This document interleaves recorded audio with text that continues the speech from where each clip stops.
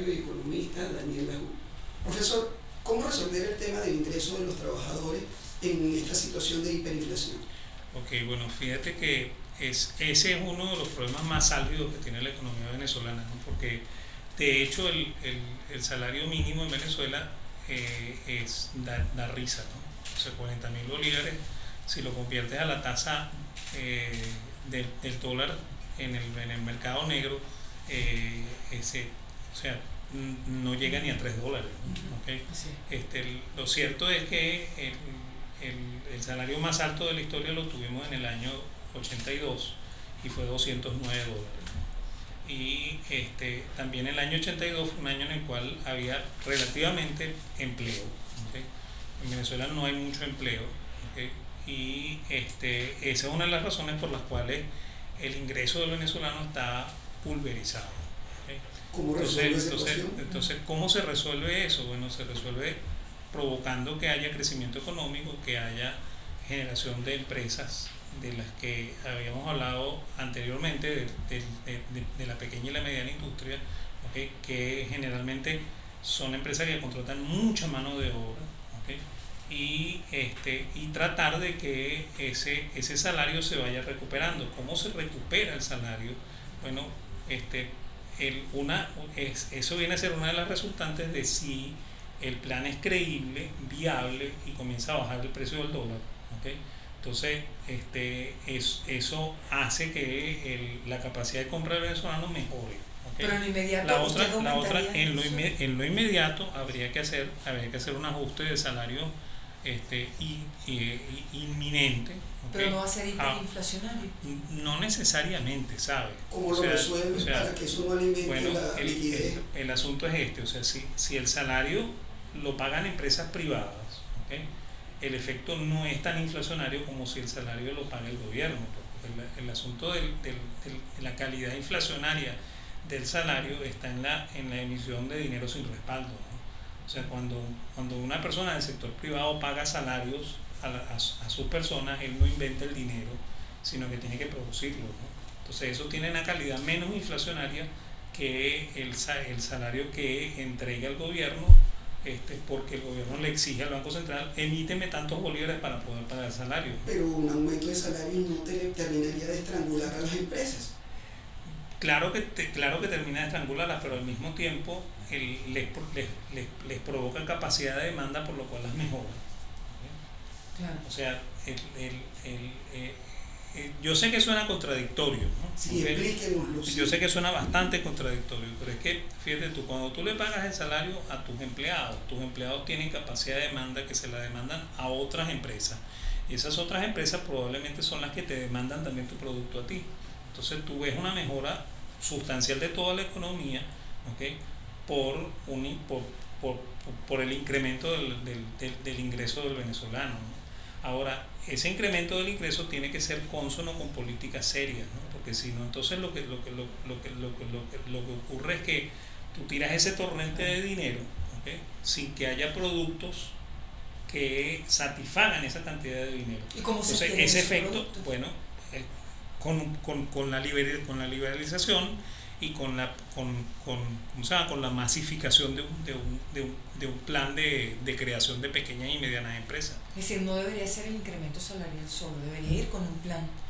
Claro, es que las medidas nunca pueden ser aisladas. O sea, el problema venezolano, como dijimos antes, es muy complejo, ¿okay? Y hay que pensarlo de manera multidimensional. Una de las dimensiones de ese problema es el ingreso de los venezolanos, ¿no? Y eso hay que mejorarlo, irremisiblemente hay que mejorarlo. ¿En cuánto aumentaría usted el ingreso en este momento, el salario mínimo? Bueno, fíjate, esa es una pregunta complicada, ¿no? Pero yo estimaría que el salario mínimo no debería ser en este momento menor de $25. ¿Okay? Al cambio. Sí, todavía estaríamos por debajo de la línea de pobreza. Y todavía es por debajo de la línea de pobreza. ¿Okay? Ahora, yo sé que muchas empresas no estarían en la capacidad de pagarlo, ¿no? Pero una vez que se pagan los primeros sueldos y se siente el efecto dinamizador de eso para las mismas empresas, las mismas empresas empiezan a sentir que no cometieron un error al Sí, hacerlo. pero ¿cómo sobreviven a ese primer impacto, profesor? Ese es el problema. O sea, usted está hablando del después, pero si no llegó ni siquiera al después. Sí, bueno, la única manera de sobrevivirlo es viviéndolo, ¿sabes?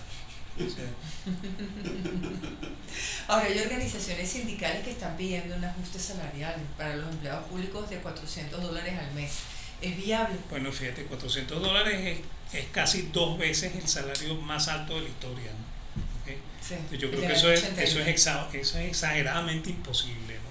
O sea, yo creo que es imposible por varias razones, ¿no? La primera es que no hay productos que pudieran satisfacer el nivel de demanda que va a generar $400 por persona en la economía venezolana, ¿no? Entonces eso sí sería tremendamente hiperinflacionario, ¿no? Sobre todo porque ahí había creación de dinero, ¿okay?